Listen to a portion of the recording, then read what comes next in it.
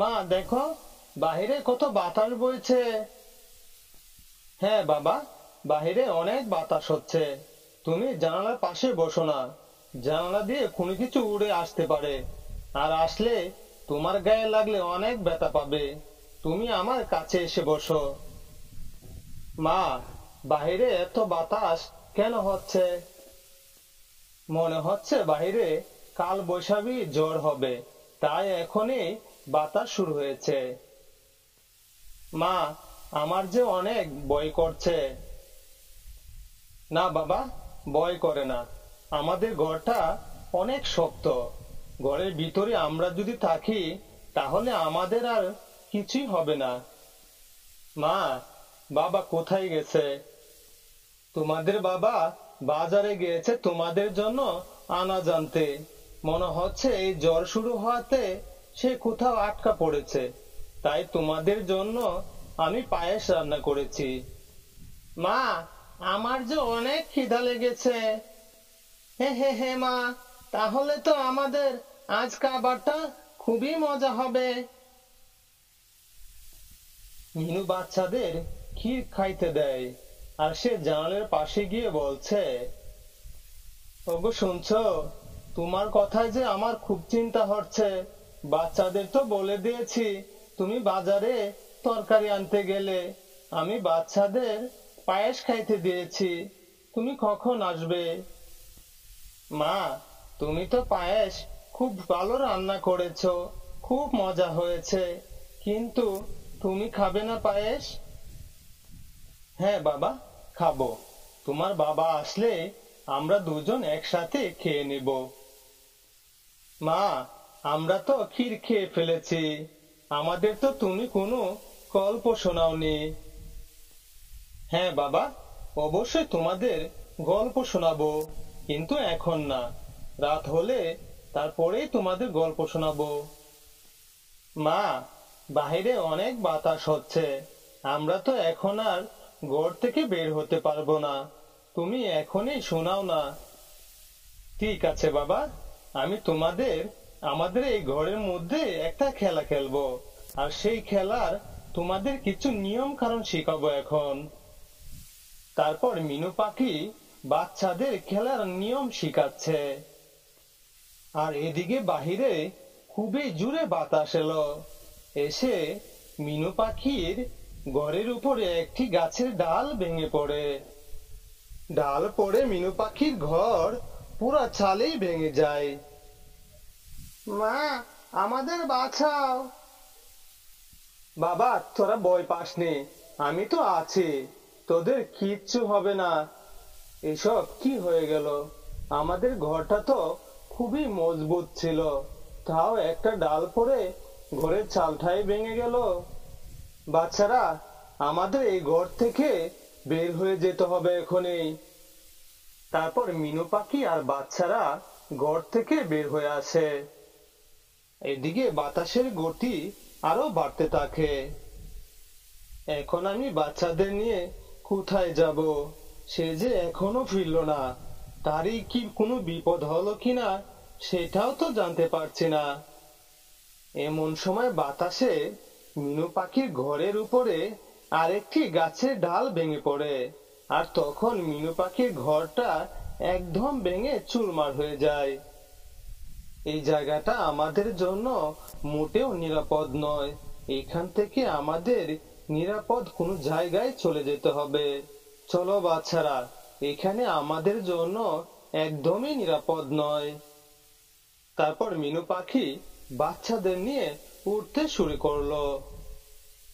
এই ঝড় বৃষ্টির মধ্যে বাচ্চাদের নিয়ে বাইরে থাকা কোনোভাবেই ঠিক হবে না। আমাকে থাকার জন্য একটা জায়গা খুঁজে বের করতে হবে।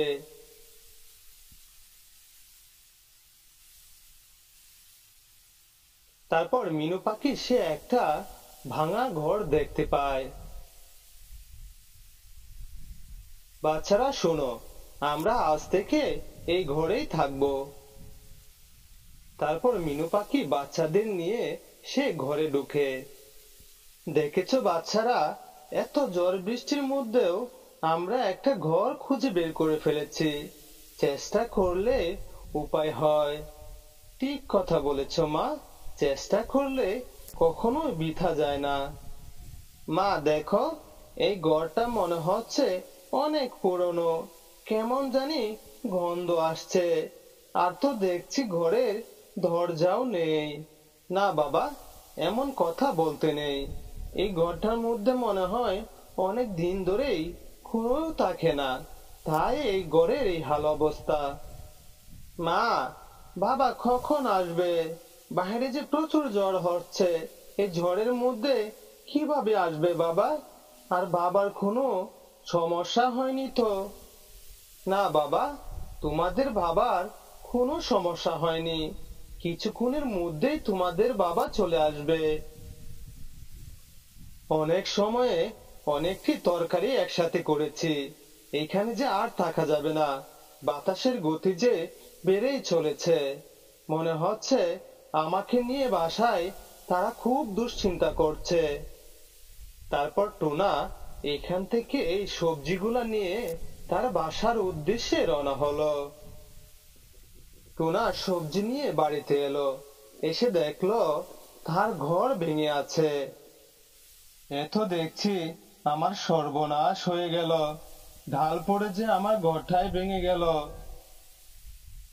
এসব কথা বলে টোনা সে ঘরের ভিতরে ঢুকলো, কে দেখলো তার ছেলে ও তার বউ কেউই নেই ঘরের মধ্যে। হে আল্লাহ, তোমার অশেষ রহমতে মনে হচ্ছে আমার বউ ছেলে মেয়ে সবাই বেঁচে গেছে, কিন্তু তারা গেল কোথায়? টুনা ঘর থেকে বের হয়ে এলো। আমার মনে হচ্ছে মিনু আমার ছেলে মেয়েদের নিয়ে কোথাও নিরাপদ জায়গায় চলে গেছে। আমাকে তাদের খুঁজে বের করতেই হবে। তারপর টোনা মিনুদের খুঁজতে বের হয়ে গেল। আর এদিকে সন্ধ্যা হয়ে গেল। মা, সন্ধ্যা হয়ে গেল, বাবা যে এখনো ফিরল না। হ্যাঁ বাবা, ঠিক কথা বলছো, সন্ধ্যা হয়ে গেল, তোমার বাবা যে এখনো ফিরল না। চিন্তা করো না, তোমার বাবা জলদি ফিরে আসবে। তোমার বাবা অনেক সাহসী ও বুদ্ধিমান। তোমরা এখন ঘুমিয়ে যাও, তোমার বাবা আসলে তোমাদের তখন আমি উঠিয়ে দিব। মা, তুমি আমাদের বলেছিলে রাতে গল্প শোনাবে, শোনাও না একটা গল্প। হ্যাঁ বাবা, তোমাদের অবশ্যই গল্প শোনাবো, তাহলে শুনো। অনেকদিন আগে একটি দেশে একটি রাজা বাস করত। মিনু পাখি বাচ্চাদের গল্প শোনাচ্ছে, আর এইদিকে টুনা সারা জঙ্গল সে ঘুরে বেড়াচ্ছে, কিন্তু সে কোথাও খুঁজে পাচ্ছে না। কোথায়, কোথায় আমার মিনু আর আমার ছেলে মেয়েরা? কোথায় গেলে তোমরা? সে এভাবেই উড়ে উড়ে সারা জঙ্গল খুঁজতে থাকে, কিন্তু মিনু পাখি আর বাচ্চাদের কোথাও পেল না। সে দেখতে পেল ঘরের সামনে কালো কাক বসে আছে। টুনা তখন কাকের কাছে গেল। কাক ভাইয়া, একটা হলুদ রঙের পাখি, তার সাথে দুইটা ছোট ছোট ছানা, তাদের কি তুমি দেখেছো? এই ঝড়ে আমাদের ঘরটা ভেঙে গেছে, আর আমি গিয়েছিলাম জমি থেকে তরকারি আনতে, এসে দেখি তারা নেই। হয়তো তারা নিরাপদ কোনো জায়গায় চলে গেছে। তুমি কি তাদের দেখেছো? না না, আমি তো এমন কাউকে দেখিনি। যদি দেখি তাহলে অবশ্যই তোমার কথা বলবো।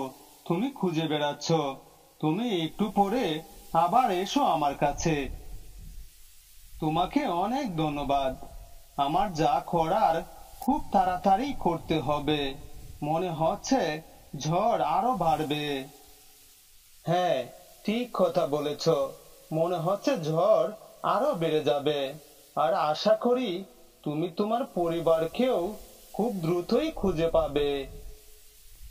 টুনা এসব বলে এইখান থেকেও চলে গেল।